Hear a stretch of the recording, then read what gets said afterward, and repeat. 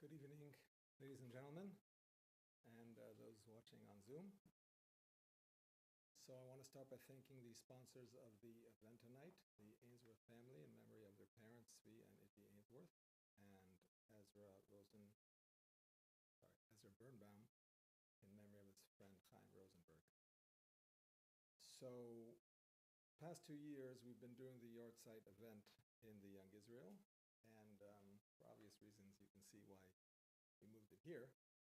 But it's also appropriate, I feel, that it should be here, because even though the Surfside collapse affected really the whole world, but it affected this particular shul very deeply.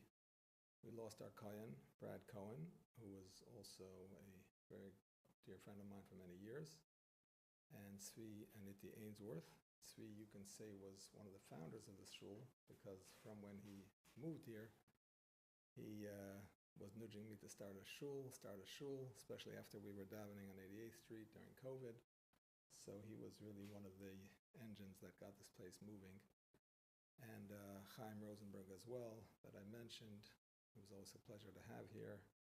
Very geschmacka guy, a very good guy, a lot of friends that he had here. So it's appropriate that this is the place that we are remembering them. So the purpose of tonight is not to try to understand the tragedy that happened 3 years ago. 98 souls, men, women, young and old, some residents of the Champlain, some guests for one night, all gone in just a few seconds. That's something we can't understand. The Sefer Eov says, "V'hu yashkit umi yarshia, v'yaster panim umi yeshurenu, v'al goy v'al odom yachad." Hashem is silent, and who can condemn him? He hides his face, and who can see him? On nations and on people, both together. So there are times in our history that Hashem shows us his face, that we see his miracles and his wonders. We had the Exodus, we had Purim, Hanukkah, the 6-Day War, and on and on. And then, of course, there are times that Hashem concealed his face with the destruction of the Batei Mikdash, the holy temples, the Crusades, the pogroms, the Holocaust, October 7th, the collapse, and on and on. And that's also true in a person's personal life. There are times that things are going great, and we see Hashem's providence in our life, and Hashem's caring, and Hashem's love. And then there are times that we go through difficult periods, and we don't see Hashem's face, and perhaps we feel distant, perhaps alone, abandoned. And what Eov is teaching us is that just like we know without a shadow of a doubt that Hashem was with us in the good times, we know it and we felt it and we knew it to be true. The same is true of the difficult times. Even though he's hiding his face, he's still there in a very deep way. And in fact, it's a time that we strengthen our connection to him, despite the tragedy, and in fact, because of the tragedy.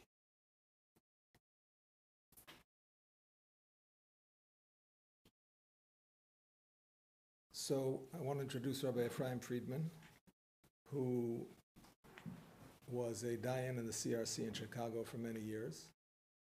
And South Florida is lucky enough to have him for the past few years.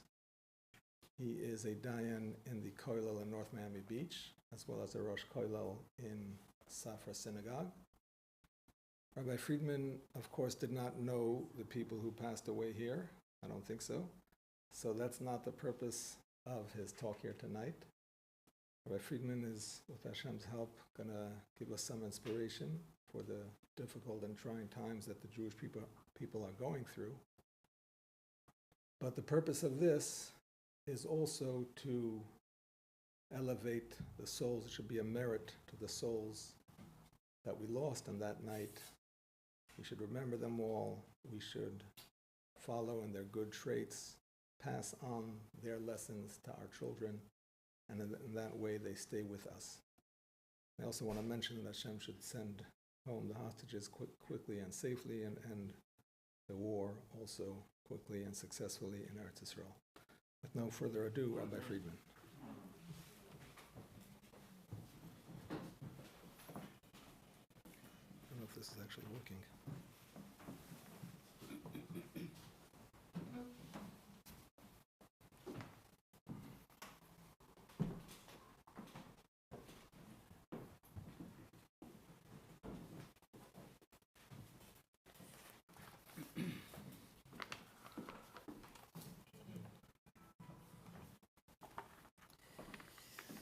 Thank you very much, Rabbi Citrin, for inviting me here. I have to say your words already were extremely inspiring. I think it'll be worth it for anybody who came tonight just to hear what they just heard in the last few minutes. But we'll try to continue on that theme and share some words, hopefully, that you'll find something that you could take home. I want to begin with a story, part of a story. I'm only going to tell you part of the story now. And as I go along, by the time I get to the end of my talk, hopefully you will understand exactly the relevance of the story, and then I'll share with you the punchline. This is a story. It's a true story. I witnessed it firsthand. This is when I was living in Chicago before I moved here a few years ago, and from time to time we had people stay over at our house, either people that came for Shabbos or during the week, whatever, for various reasons. And we had an extra room in the house, so we had guests. It wasn't rare. There's one particular individual, is a Yid from Brooklyn, New York, who was a traveling salesman, and he worked for a diamond company. He wasn't the owner, but he worked for them. He was a salesman, and he traveled to different parts of the country trying to sell diamonds. And so he would come to Chicago from time to time, and he would stay by over the years. Somehow, I don't know how we got to know him originally, but he would stay by us for Shabbos when he came. Yeah, he'd stay by us maybe a couple of times already. When one time it was a Motzai Shabbos, was after Shabbos, and there was a knock on the door, or the bell rang, and I opened the door, and he's standing there at the door. It was after Shabbos. I hadn't seen him on Shabbos, and there he is after Shabbos. He says, Shalom Aleichem, come in. Where were you for Shabbos? So he says, well, I was in a different neighborhood closer to downtown Chicago. He says, let me explain. He had been in Detroit, Michigan, trying to sell his the diamonds, and on Friday he drove to Chicago to spend Shabbos in Chicago, and then after Shabbos to continue working.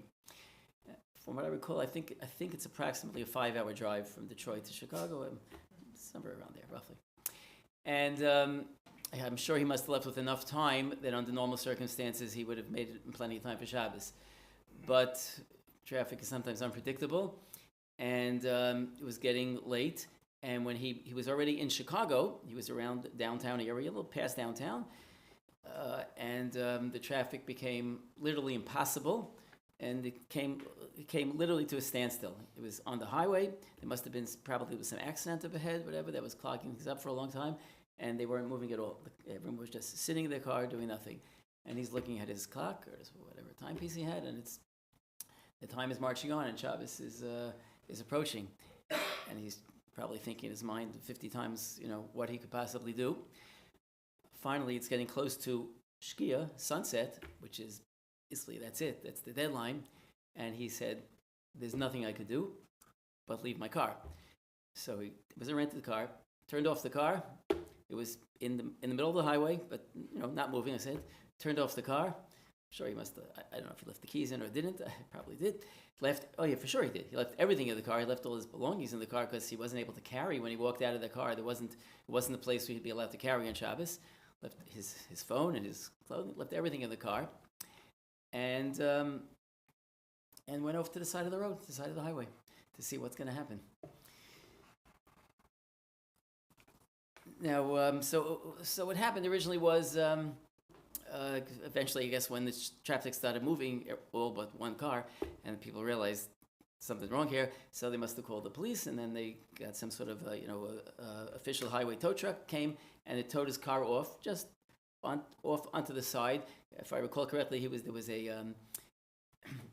can't think of the word now, but a workout place, fitness place there off the road, and they had a parking lot, so they towed its car into the parking lot of the fitness place, and it's already Friday night, well into Shabbos. Okay, the car's there, but then the place was closed, and you weren't allowed to park there overnight. So either that maybe the police tow truck had called another tow truck. Eventually, another tow truck came, some private company came and started towing his car away, and to where, who knows where. Now, all this wouldn't be so bad. Okay, I don't know if he had insurance on the car or not, but it was just one thing. As I said, he left his belongings in the car. Amongst what he left in the car was a bag or a suitcase, whatever it was, containing $500,000 of diamonds, $500,000 worth of diamonds, which he was taking with him and trying to sell. It was in the trunk of the car, but he couldn't carry. It was Shabbos. There was no choice. It wasn't a decision. It might have been a challenge, but the easiest challenges are at least when there's no other way. So he had left the car with this. So now he watches the car being towed away with everything he had brought to Chicago, including this bag with $500,000 worth of diamonds, which he didn't own, and he would obviously be responsible for. Anyway, he's telling me all this Motzei Shabbos, and then began the search. We tried to make phone calls to somehow locate. He didn't know who towed his car, and so he took it used to be something called the Yellow Pages. Took the Yellow Pages and started looking up the names of all tow truck companies. He spent Motzei Shabbos and Sunday doing that. But Sunday things are closed. I mean, most of these places aren't answering the phone on Sunday. He also contacted, there's a man in Chicago, a very fine person who's a liaison with the police department. So he contacted him. We contacted him for him to see maybe they could speak to the police. Maybe somebody report, because the police had probably received the report originally. That didn't turn up anything, and neither did any of his calls. He was making calls from our home phone because his phone was in the car, and spent the whole day Sunday. He was afraid to call his wife and just be in contact with her. She was probably calling his cell phone after Shabbos and Sunday, and his cell phone was in his car, probably dead by then, probably just getting his voicemail, not knowing. But he was afraid to call her and tell her that, what was going on with the $500,000 worth of diamonds, who knows where. So he just spent the day trying as he could. And okay, so we'll leave the story here for now, and we'll come back to it at the end.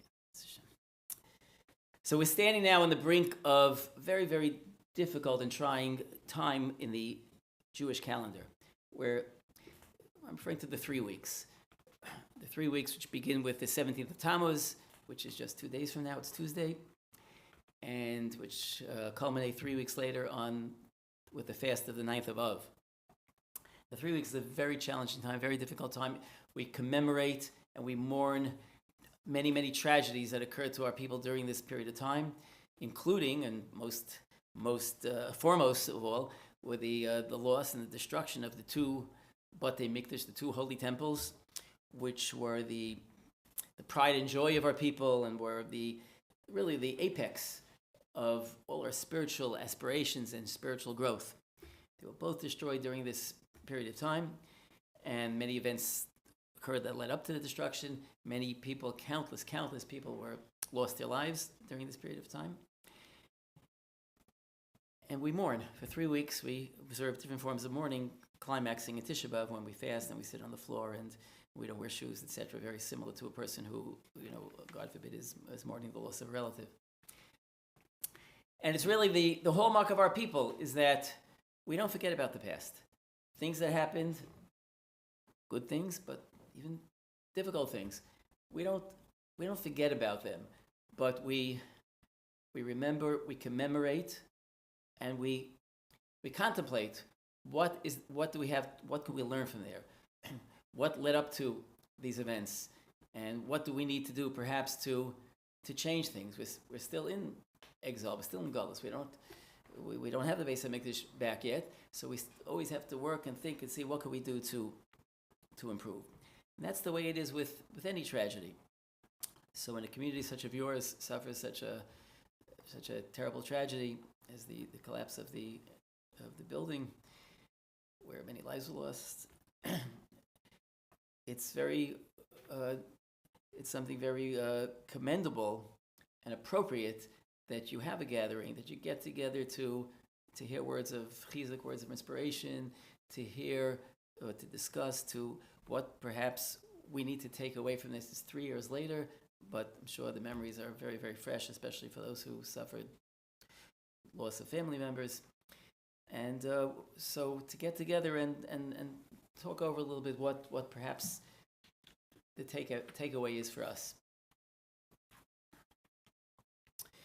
Now, needless to say, as Rabbi Sitrin touched on, these last 9.5 months have been extremely challenging times for all of the Jewish people, beginning with the horrific events of October 7th, and continuing with the ensuing Gaza war, which has claimed many, many lives of young Jewish men, many of them family people, married people with leaving behind wives and young children. Countless people, I shouldn't say countless, I don't know. I know numerous people who have unfortunately lost limbs in this, in the events and in the war, fighting in the war. And it's just something which we find extremely, extremely difficult to deal with. And every day we want to hear the news, we want to know what's happening, but on one hand we almost don't want to hear the news because we don't want to hear about if there was another loss and another loss. Unfortunately, every day there are new losses. Hashem Yishmar. And the ripple effect that's had on all of us is profound.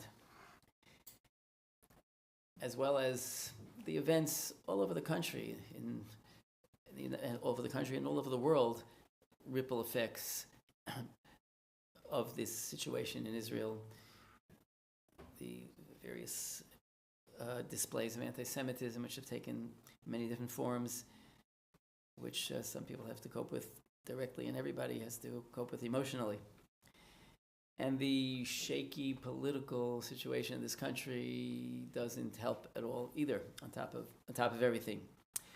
So all these things point to the fact that we need to be contemplative and introspective, and we have to think, what is the message? What is Hashem saying to us? What is He asking of us? Obviously, if there's a war going on, if there were over 1,000, well over 1,000 people who lost their lives, or on the day of on that fateful day, Simchas Torah, Shmini Atzeres, it's obviously not just meant for the people there in Israel. That we, on the one hand, we could be very laid back and say, I don't live in Israel. And yeah, sure, there's anti-Semitism in America. There's always anti-Semitism. Well, I could deal with that. But I don't think there's any Jewish person, no one in this room or anyone who takes such an attitude. And I don't think there's anyone who, with a Jewish feeling, that doesn't feel for what's happening and feel that it's our brothers and our sisters that are in peril and that are suffering and that whose families are being ripped apart, etc. So where do we go from here? What do we do about it? How do we react to it? How do we respond? What does Hashem want from us? Now, we can't always know. As Rabbi Sitrin said, to know the reason for a specific tragedy, impossible. We need a Navi for that. We need a prophet. And we don't have prophets now. We don't have prophets. It's been many years since we have a prophet who could tell us this is the message. We don't have the Urim V'Tumim, which they had when the Beis HaMikdash was standing, or when the Holy Temple was in place, and the Kohen wore on the breastplate and Urim V'Tumim. He could communicate directly with Hashem and find out if there was a war, what's it all about, or should I go to war, should I not go to war? It was a direct channel to the heavens, but we don't have that. It's been quite a while, not in my lifetime and not in anybody's lifetime in this room or anywhere near it. So we have to do our best to look into ourselves, look into our souls, do what we call, the Sfarim called Cheshbon HaNefesh, soul searching, and see what do we need to do, what can we do? What can we do to strengthen ourselves, strengthen our commitment to Hashem, get closer to Hashem, and be more responsive to what He wants from us always, and maybe that'll help turn things around a little bit and help bring an end to the tsaros that we're experiencing. So clearly, if you make a cheshbon hanefesh, now obviously every person has his own areas that he could, be stronger in, and that's a personal thing for each one. But as a whole, if you look at what could the Jewish community do as a whole, so there are again many areas, but one of the most basic, fundamental, core mitzvahs of the Torah is Shmiras Shabbos or Shmirat Shabbat. Observing the Shabbos properly, observing it from a halacha perspective, and observing it from a sanctity, a perspective of Kedushat Shabbos, of the sanctity of Shabbos. And Shabbos is literally a defining mitzvah in the Torah. If you want to ask about someone, if you need to inquire about a person, and you need to know is he an observant Jew, so instead of using that term, you could just simply say, is he a Shomer Shabbos? If he's a Shomer Shabbos, that means, by definition, that means that it's another way of saying observant. There are 613 mitzvahs. Shabbos is only one of them. But yet, as I said, a person, if he's observant, if he's Shomer Shabbos, he's observant. And if not, not. And the Chavetz Chaim, the great Zayidli Chavetz Chaim, explains this with a mashal, with a parable. He says as follows. Let's say a person goes into business. He opens up a store, a grocery store, or whatever it is, or he opens a little short business where a tailor shop, a business that people have to come in off the street and take advantage. So he wants people to know that he's in business. So he puts up a sign outside of his door. He hangs up a sign saying whatever it is, Joe's groceries or Sam's carpentry or whatever it may be. Puts up a sign. This way people know that this is where you go for food. This is where you go for your carpentry needs, your dry cleaning needs, or whatever it may be. Now, sometimes the store's closed. He's not open 24 hours a day. So at night he'll be closed and he's not there. Sometimes he may even go on a vacation or go for a family simcha and he's away and you come to the door's locked and you can't get in. You can't buy groceries today. You can't at this store at least. Or you can't. Your needs will not be met at this store. But then you question, the door is locked. But is he just away for a couple of days, or is he out of business? So you look up there. If the sign is there, say, okay, the sign is still there. That means he's still in business. He's not here right now. He's away, but he must be coming back because the sign is still there. If one time you come to the store and you find the door is locked and you look up and the sign is gone, you say, that's it. The sign is gone. He's out of business. He's no longer works at this location. This is no longer a place to come for, to fill those needs. Says the Chavetz Chaim, the Torah calls Shabbos an os. Os hi b'ni v'nechem. Os means a sign. Shabbos, observance of Shabbos is a sign between the Almighty and His people that we firmly and totally believe that He is the creator of the entire world and all of its destiny, that He created absolutely everything in the world, everything that ever existed, that does exist, and that will exist, including all technology that's discovered and all scientific knowledge, medical knowledge in any field. Everything and anything that's ever been discovered and ever will be discovered was all created by Hashem Yisparach, by the Almighty, in the 6 days of creation. And then on the seventh day, He rested. Obviously not in the simplistic sense, but we'll just use that word as the Torah says. Vayonach bayom hashvi. Hashem rested on the seventh day.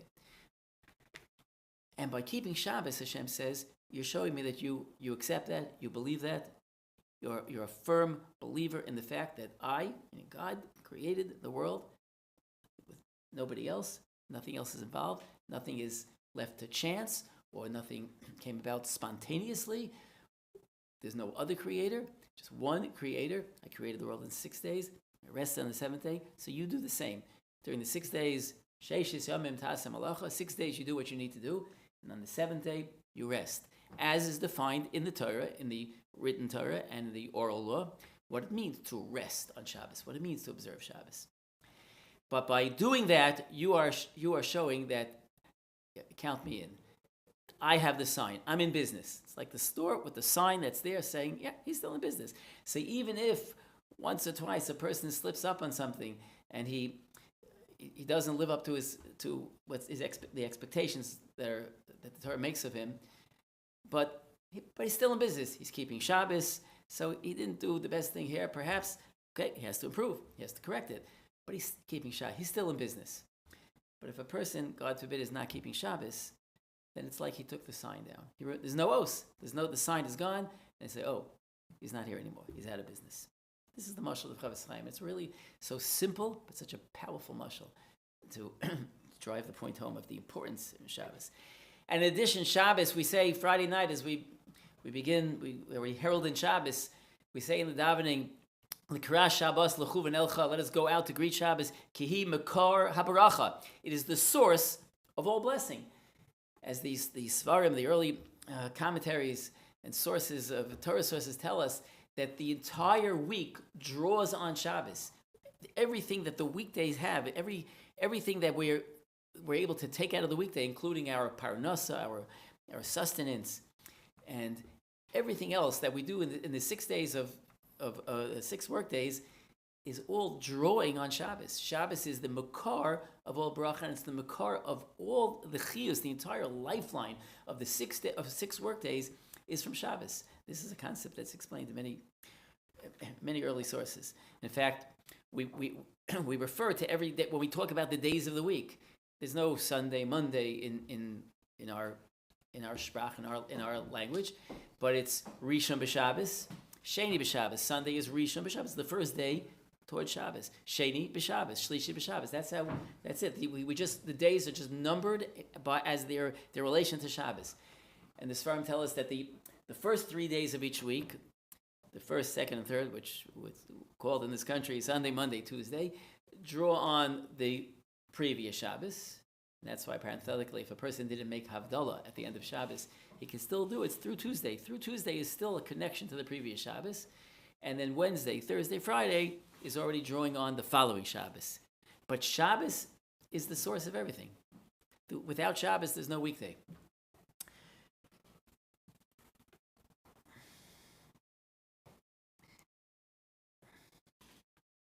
There's really nothing that's more central and more precious and more vital to our existence and to our identity as a people as Shmira Shabbos.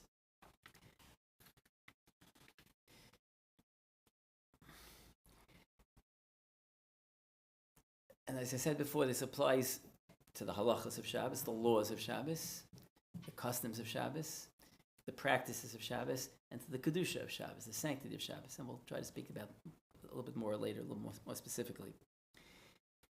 But on top of this, in addition to all this, what I've said now could have been said at any time, at any year.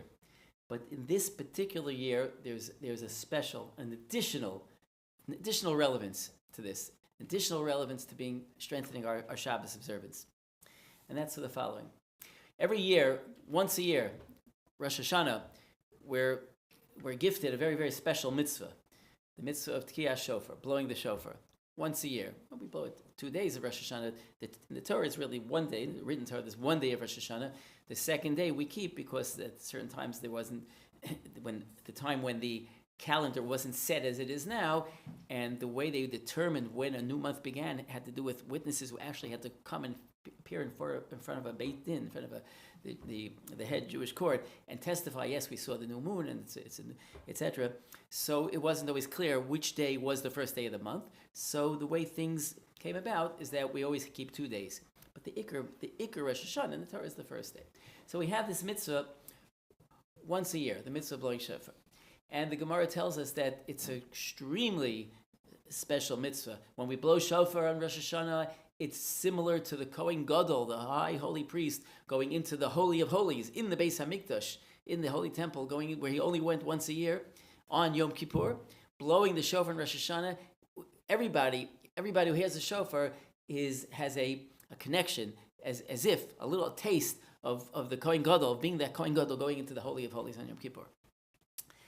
And the shofar is a tremendous asset for us. In fact, the Gemara says in the tractate Rosh Hashanah, in the name of Rabbi Yitzchak, Rabbi Yitzchak said, Kol shana she'ein token la b'tchilasa, any year where shofar is not blown at the beginning of the year, miriyan la b'sofa. God forbid, there'll be bad things occurring before the end of the year. It's a statement in the Gemara, Rabbi Yitzchak. So, if somebody doesn't have a shofar, if a community or an individual can't go hear the shofar, now, parenthetically, in the technical sense, only men are obligated in the midst of shofar. Women are technically not obligated. It is a mitzvah that women have accepted upon themselves to make every effort to fulfill it as well and to hear it. But the technical obligation is on men, just to be accurate. But what happens if a community or an individual, a man, doesn't have a shofar, or he can't get to a place where they're blowing shofar? Well, and it's there's a very interesting halacha when the halacha talks about on what circumstances one is allowed to ask a Gentile to help to do things on Shabbos, which you normally can't do, which a Jew can't do. The Gemara, which is restricted, but there are some exceptions. And the Gemara talks about a case. There is a halacha that a person is not allowed to take something down from a tree on Shabbos. I don't just mean something growing in a tree, but even let's say you left your sweater hanging over a tree in your backyard on Shabbos, or a kid's ball got stuck in the branches of the tree. You're not allowed to take it down on Shabbos. That's one of the halachas of Shabbos. You don't take something down. So the halacha talks about what happens if there's a shofar up in the tree. Could you ask a Gentile to take it down for you? So you say, why would their shofar be up in the tree? Well, the answer is because there was a time that they had to hide the shofar.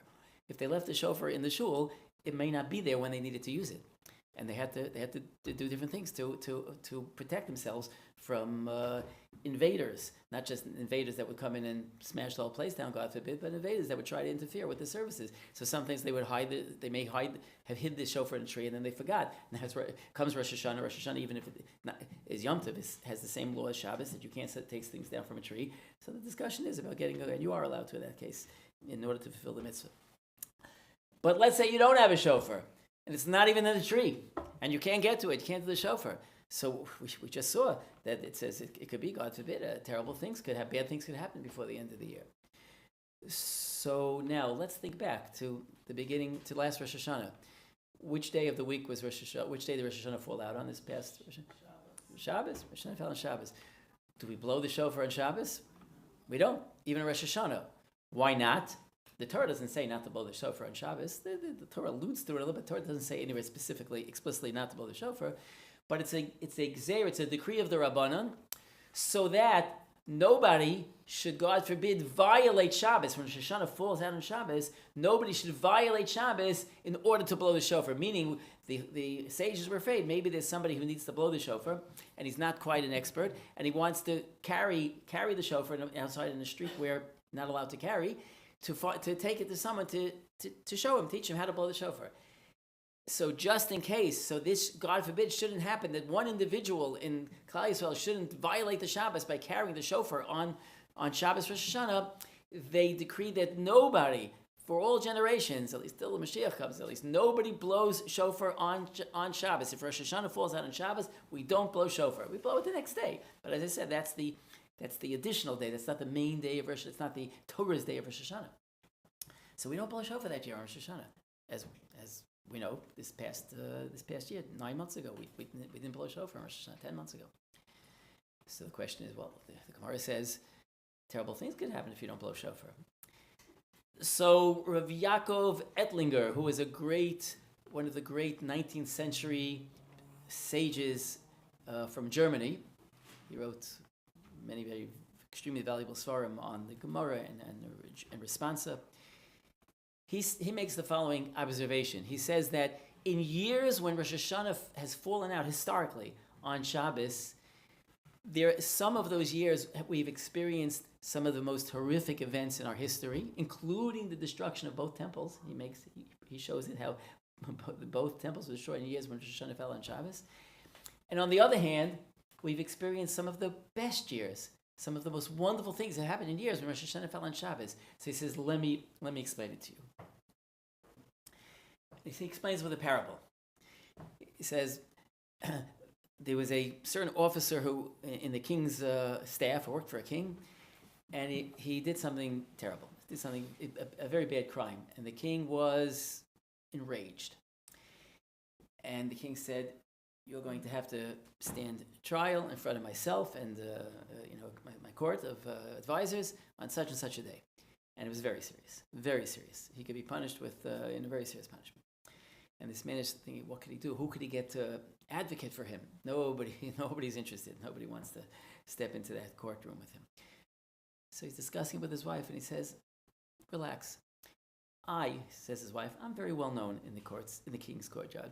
The king knows me even, and plenty of the offices, plenty of people know me there, and I'm not really so worried. I think if I come and I speak on your behalf, I think it might work out okay. So sure enough, comes the day, and he goes down with his wife, and he stands up for trial, and his wife stands up, and she speaks on his behalf, and sure enough, just as she said, the people, they like her, they respect her, they appreciate her, and he's totally acquitted. He's totally left the hook because his wife saved the day. Sometime later, a similar thing happened with another officer of the king. Also did something which got the king enraged. Once again, the king says about this fellow, okay, such and such a day, you have to stand trial. So people say to him, you don't even look worried. No. I said, why should I be worried? You saw what happened, my friend. He went with his wife, she spoke for him, and that's it. So my wife is also known. Yeah, she also hangs around the king's, palace and courtyard. I'll do the same thing. We'll do. The problem was, though, the difference was, this guy did not really treat his wife so well. In fact, this is all a parable. He was physically abusive. In fact, his wife's face was scarred. She had scars and bruises on her face from some of his, what he had to offer her. But still, she was devoted to him. So they come to comes the day of the trial, and she gets up to speak on his behalf, and she starts speaking, and the king stops and says, 1 minute, please, 1 minute. Why is your face so bruised, so scarred? So she stammers a little and tries to come up with, she makes up a story. It didn't fly. The king said, no, that's something doesn't add up. So finally it got out that these were presents that her husband gave her. So when the king heard that, he said, that's it, finished, you're sentenced to whatever. And he sentenced him to give a very, very harsh sentence. Says Rabbi Yaakov Edlinger, when we don't blow shofar on Shabbos, Rosh Hashanah, why are we doing that? Or why are we not blowing shofar? We're respecting Shabbos. We're making sure nobody violates Shabbos. So we don't have the schus, we don't have the merit of Tkiyah Shofar that year, but we have the merit of Shabbos. Shabbos will advocate for us. It won't be like Rabbi Yitzchak said that in a year when you don't blow shofar, by the end of the year things will be bad. God forbid. That's only if you don't blow shofar because either certainly intentionally or even it's just something out of your control. You couldn't get a shofar or something. That's a bad sign. But if you didn't blow shofar because you're respecting and honoring the Shabbos and you're following what the Chachamim said to make sure the Shabbos isn't violated, then Shabbos will advocate for you. And Shabbos, so you won't have the zechus, the merit of Tkiyah Shofar, but you'll have the merit of Shmira Shabbos. And Shabbos will advocate for you. But that's all fine and dandy. That's all very well if you keep Shabbos properly and you respect the Shabbos, you honor the Shabbos, you observe the Shabbos. So then Shabbos comes to speak for you and Hashem says, yes, my children are they value the Shabbos, keep the Shabbos, so Hashem will listen to the Shabbos. And things will be good. But if God forbid we don't keep Shabbos properly, it'll be like that battered wife. If we're not treating Shabbos the way we should, then Shabbos will appear in front of Hashem, and Hashem will say, well, I appreciate you trying to help my children, but I don't think that they have the proper respect for you. So he won't be so interested. And that's how he explained it. So says Rabbi Yaakov Edlinger, in order for us, in a year when there's no Tkiyah Shofar, a year such as this, 5, 7, 8, 4, he didn't mention this year by number, but in the year when there's no Tkiyah Shofar on Rosh Hashanah, because it was Shabbos, we have to be especially careful to be properly observant of Shabbos and do everything we can to treat Shabbos properly so that Shabbos can advocate for us throughout the year. Now, unfortunately, this year got off to a very, very challenging start. It was just literally 2 weeks after 3 weeks after Rosh Hashanah on Simchas Torah, which was a Shabbos. It was Shmini Atzeres in Israel, Simchas Torah, and it was a Shabbos when all the tragedies began, which we're still suffering from.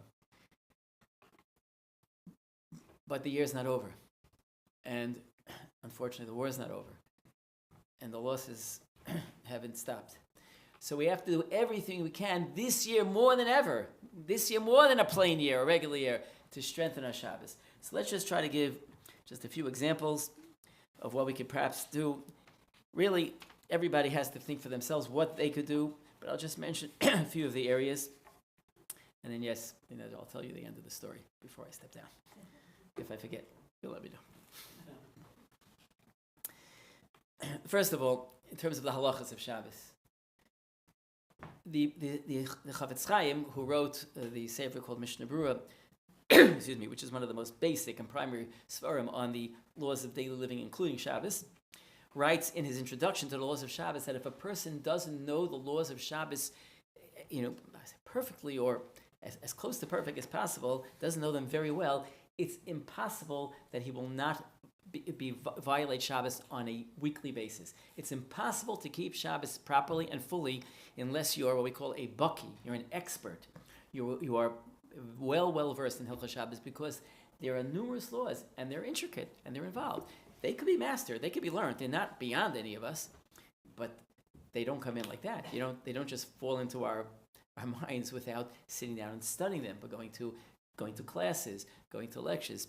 And then when you have questions, speaking to your rabbi and asking him and clarifying things. Excuse me. And if once you begin to learn about Shabbos and you learn about the intricacies of Hilchos Shabbos, you will see that many things that you're doing in your home on Shabbos, many things that you're doing in the kitchen, may be somewhat questionable. Now, it doesn't mean you will have to stop everything and your Shabbos will be like living back in the Stone Ages. Not at all. There's plenty of ways to get things done on Shabbos that you need done, but there's a right way and there's a wrong way. And if you don't know the right way, it's impossible that you will on your own just come to it and do things properly. It's impossible that you won't stumble because, as I said, these aren't things that are just like natural,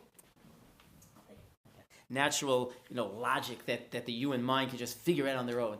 These are halachas that are given to us from the creator of the world in the written Torah, and then clarified and elaborated upon in the oral Torah, and in the many, many volumes and volumes of svarim that are followed, of laws of Shabbos and responsa on laws, etc., etc. So in order for a person to keep Shabbos, the first basic point is you have to be knowledgeable. You have to learn what I'm allowed to do on Shabbos and what I'm not allowed to do. And when you learn, you'll see, as I said, you're not so restricted. There may be things you can't do, yes, but there's plenty of things you can still prepare a beautiful Shabbos Suda. You just have to know which is the right way to do it and what's not the right way to do it. And once you make those adjustments, you'll have everything you need for your Shabbos meal, and now your kitchen will be a perfectly Shabbos observant kitchen. But if you don't make those adjustments, it's almost impossible that you won't be violating Shabbos in probably numerous ways.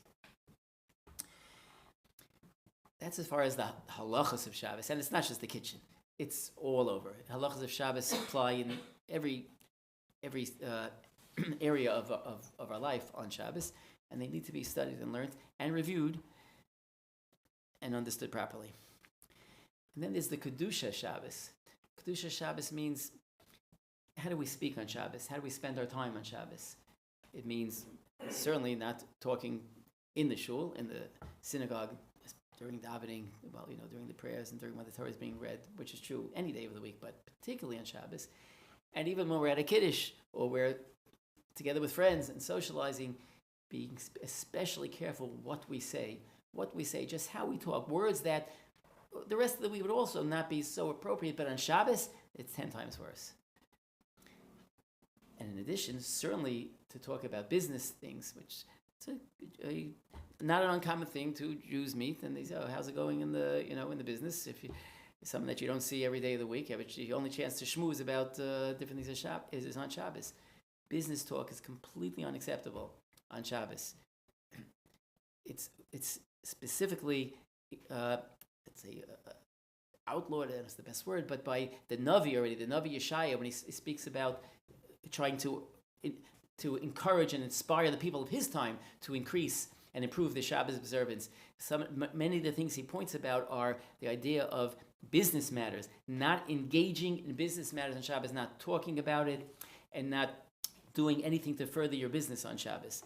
That meaning it goes without saying not to do actual malacha, forbidden labor on Shabbos, but even anything which is not forbidden labor, but just to be involved in business in any way, including discussions, business discussions on Shabbos, and planning and calculating and discussing getting ideas on, is something which is completely foreign to Shabbos and something that we have to learn to avoid doing. In addition to in Kedusha Shabbos is how do we dress on Shabbos? How we dress on Shabbos is vital to Shabbos, because if you dress like a king, you'll feel kingly. And if you feel kingly, then that's like a king or like a queen. You'll feel the way you should feel on Shabbos. If you dress like you do during the weekday, during the rest of the weekdays, then your Shabbos is already starting off on a lame foot. Dress on Shabbos is integral to Shabbos, and not just when you're in the shul, and not just at the beginning of Shabbos when Shabbos starts. It goes all 25 hours of Shabbos, all 25 hours, maintaining a mode of dress not less than what you would wear to a wedding. It depends. Different communities, different cities, different countries. It varies from place to place. I know I tell people about men about wearing a tie. So on Shabbos, well, if you would go to a wedding without a tie, then I understand. Okay, then even if you're like places like us where some people do wear, some people don't wear. If you would go to a wedding without a tie, then you're excused. But if when you get dressed up for a wedding or you get dressed up to meet a business meeting, very important, no, you would never walk in without a tie for that. So if you wouldn't walk into that without a tie, so your Shabbos shouldn't be without a tie. My personal opinion, that's one specific.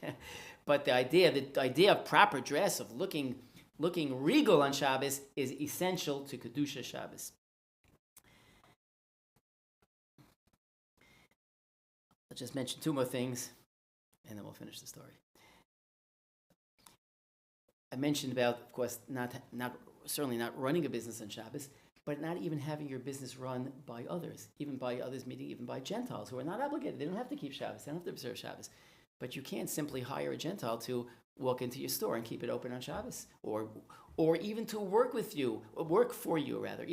you behind the scenes.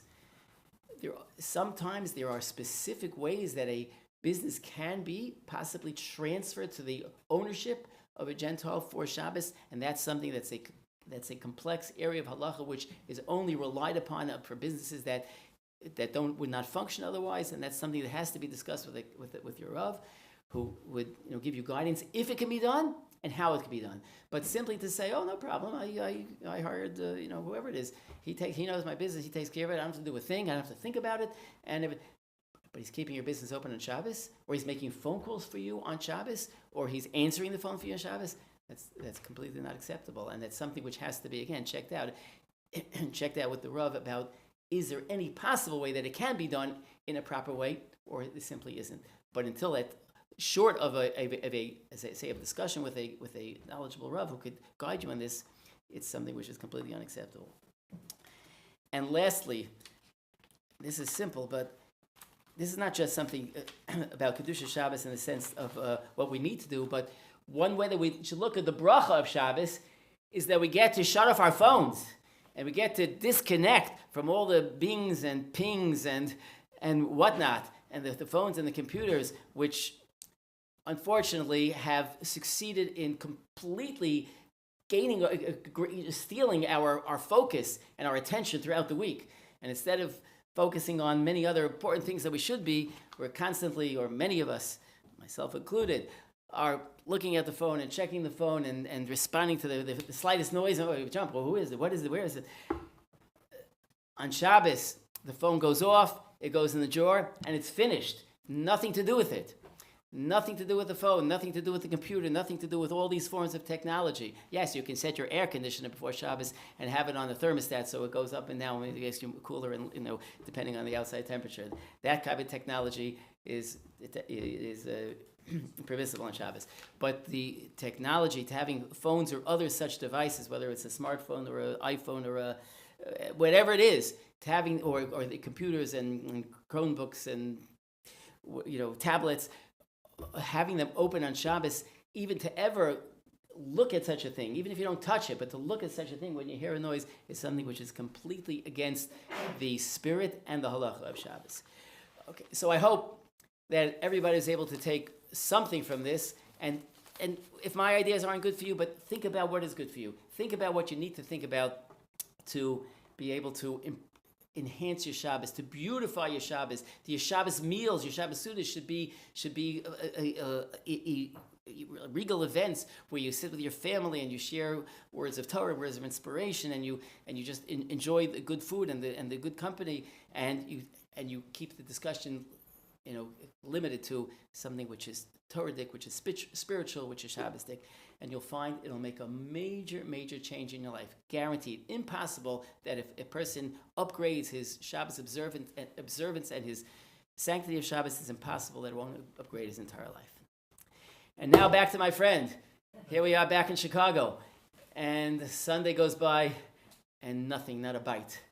And he's probably sweating a lot more than anybody would be sweating in this room if there was no air conditioning. And remember, Sunday is the day off. Monday morning, early in the morning, the phone rings in my house. He had made the calls from my house, and he had left, messages on phone rings. Hello, this is ABC Towing. I don't know. I think we got your car. So I give him the phone. One of the places that he called, or one of the contacts he made, Taka had his car, and say, okay, where are you? We'll bring it. So they bring his car, and you can imagine. Remember, he's got that, for those who didn't, he's got that $500,000 of diamonds in the trunk, or at least he did a day and a half ago, when Friday afternoon, when he left the car, it was there, and his heart's probably beating and pulsing.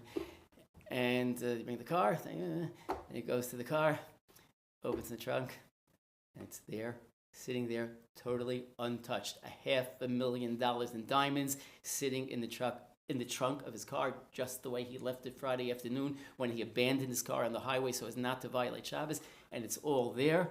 And now he could recharge his cell phone, and he can call his wife and explain why he wasn't in contact for the day and a half. And that's the good end of the story of a person who is, today's terms, really what we say, Moser Nefesh. Moser Nefesh means he really gave it all he has to keep Shabbos. He risked. Had that money disappeared, I don't know where he'd be now, what he'd be doing, probably still scrubbing windows and pots and pans, trying to pay it back. But Baruch Hashem, I haven't seen it in a number of years, but hopefully he's doing very well. And the schus of Shabbos should stand in for him and for us. We should all be zocha to increase our Shmir Shabbos, and it should be a schus for all those who perished in the terrible tragedy of the collapse of the building here in Surfside, and should be a merit. These words should be a merit for their soul, and if we improve our Shmir Shabbos, that as well will be a merit for their souls. Hashem should give us all bracha and aslach in everything we do. Thank you very much. Thank you very much, Rabbi Friedman. We've got in my room. There's also some drinks and grapes. The keys were in the car? I don't remember that detail. Yeah, he must have, because he couldn't carry anything, sure. If he could carry the keys, he would have carried the dollars. Yeah, he must have. I'm sure he left the keys. He'd probably right in the ignition. Leon White, where did you go? Huh? We were roommates, I know. You know, Getting my glasses, I left them in the kitchen. I'll come back. 76, what, 1976? Maybe we'll have a Meyer here in this room here. I met your son in Boca. Yeah, Mordecai. I recognize you even with the beard.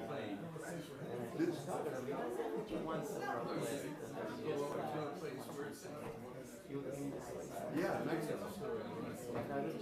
And when you moved here?